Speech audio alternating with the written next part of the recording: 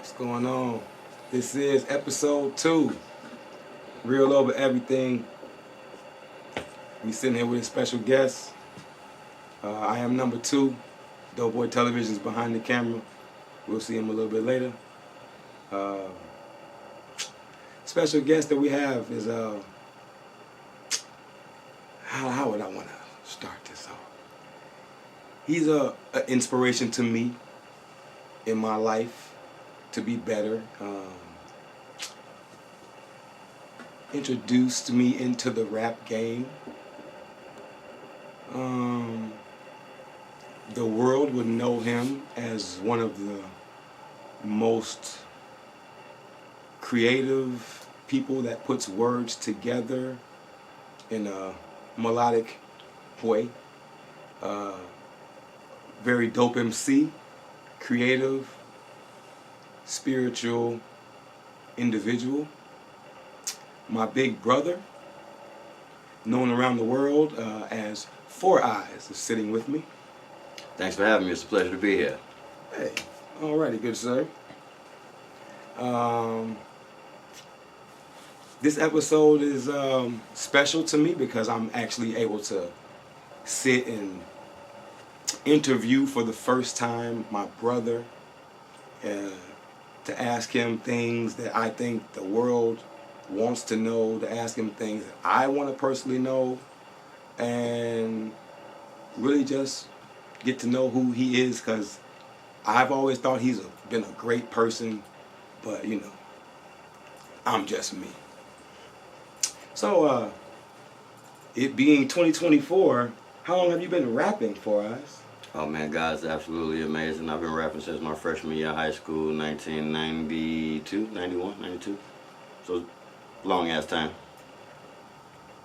This is one of the most determined, focused people that I know personally. He's been doing this thing, like, he's really been doing this thing that long. Like, I was a kid, I wasn't even like, I didn't know nothing, and he just had a book bag full of notebooks.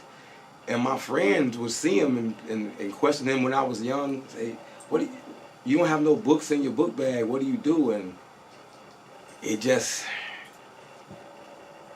if anything was meant to be, I would say him being in the situation he's in now, I would say is more meant to be than a lot of things that I know personally. That's just my take. Beyond that, what motivates you or inspires you to be, or puts you in the realm for you to write the way you write?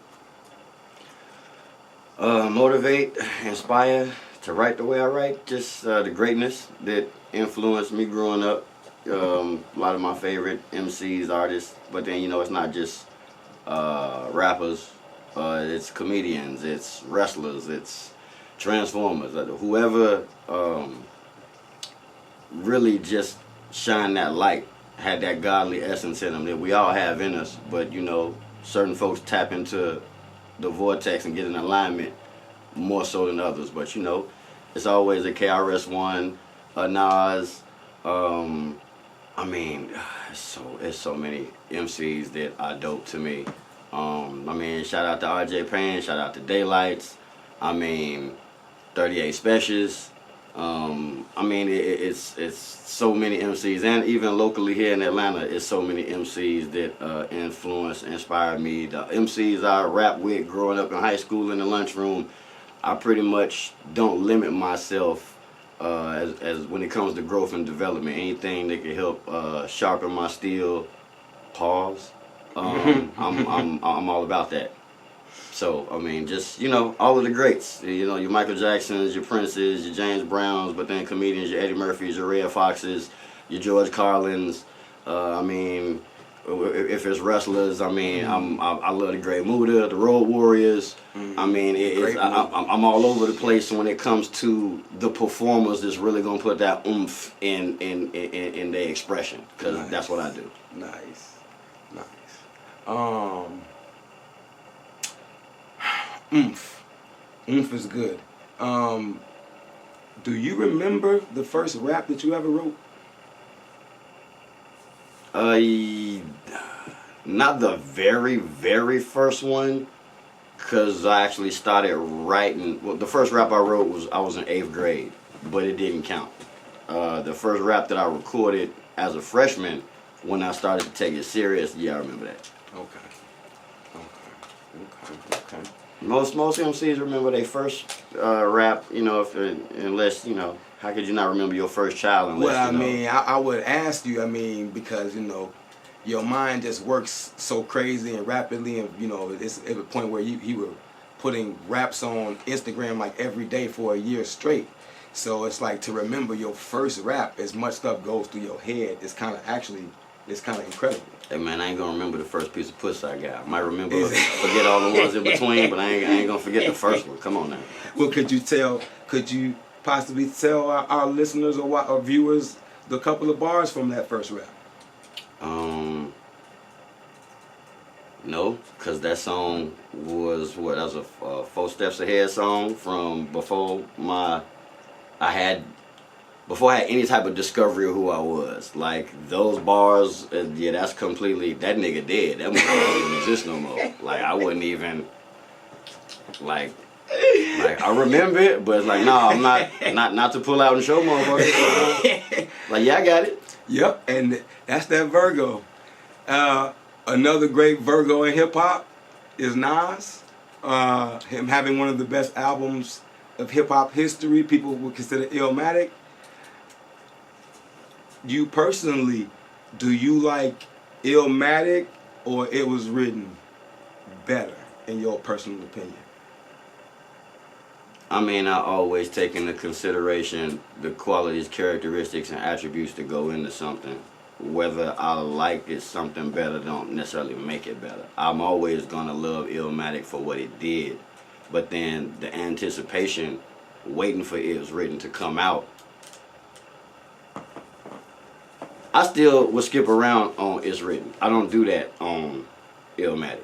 So is it because it's more that he tried to give more variety, purposely? Well, that you just when you're given a bigger budget by your label, you have to do more. So doing more means selling more. So selling more means making yourself more marketable, means in coming out of your comfort zone and doing shit to get fans that you don't already have. So when he did West Coast sounding ass tracks, so with Dr. Dre or these type of potential crossover pop joints, I know what he's doing, I just don't prefer it. Gotcha. So, do you have like a top? People know me do top 5s or we do top 6s. You have like a top 6 songs that like inspire you, or just get you going. I mean, Love's Gonna Get You by KRS One.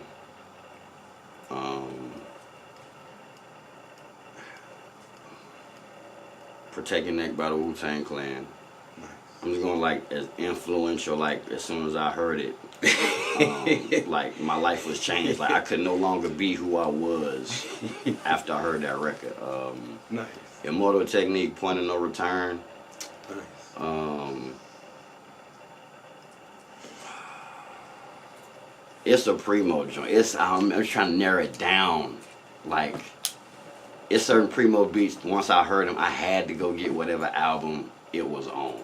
Mm-hmm. Whether it's Unbelievable from Biggie,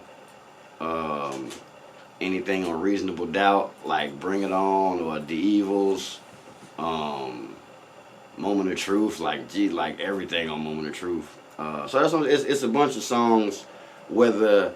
I mean, shit, nigga, Brenda's Got Baby made me not want to have no children, which is why I'm 40 plus 9, I don't got no kids. So, a good song, Self-Destruction Make Me Not Kill Niggas, Night of the Bass Heads, I Don't Do Crack or Hard Drugs. It's a plethora of songs that influence me to motivate me to be a better person. And that's what I look to bring to my music. Music that's going to inspire or encourage people to be better. Okay. Key direction is better. Gotcha.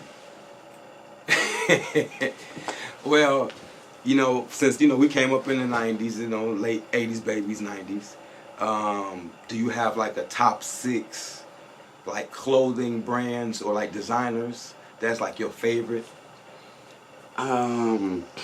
Shit. And see, just to go off nostalgia, everything is based on influence. You know, I wanted some shit because somebody else had it. It's not necessarily because it was better, because it was good. But a starter jacket or a pullover as an article of clothing, a Jordan, any of the first 6. But then, you know, it's just traditional 90s clothes that, you know, I felt like it was a good time. Whether it's like I could go get a silk shirt and some patent leather shoes if I wanted to, but that's not, you know, that's not. It was a good time in my life, but that's not. I don't know how to necessarily put that in the Hall of Fame for outfits. Okay. But you know, slick, damaged, used, all the different brands of overalls and jeans with the cuts and the shit in them. Before Machine and shit they were selling at the mall. It was just the hood brands that you could get. You know, before I started saying some cross color, some Carl Canai, some. I never was on the FUBU, but I also didn't understand the concept of black entrepreneurialism, to where the idea to support more because I understand what's going on as opposed to what everybody else is wearing. I never like to do what everybody else is doing, but to have that knowledge to where it's like, oh, wait a minute, I'm supporting black companies and clothing lines so that they can maintain and have longevity like Polo. But then what happened? 2 years, 3 years tops. 3 years, 4 years tops. And then we, as a culture, we run through shit on some fast food, quick pick, quick fix, and then we be done with it. So then... Or bootleg the clothes. I mean, bootlegging still is the demand, but the value somehow is lost to where now if I put on some platinum FUBU, I get roasted. Now if I put on... Like today. Yeah. And I'm saying, I can put on... You put on Polo and you don't lose the integrity, so how does... Polo gets to stay relevant. How do certain brands maintain longevity for decades and... Black companies can't do 2 years. Because we don't respect our own shit. I seen someone rocking a FUBU jersey the other day. It didn't throw itself back already. Was he a shelterless person? No, it was brand new. I don't think it was a shelterless. But, no, right. In the essence of where it's not a throwback party, a 90s, whatever, like you just put it on because you feel comfortable, you know you're rocking it. You still like it no matter what. I bought it at this time, I liked it then, so now all of a sudden, now it's not in... Now it's not in fashion. I'm going to get the vintage cut of the FUBU jersey. I don't need a new 2024 FUBU jersey. Like, no, I want to get the exact 2004 cut.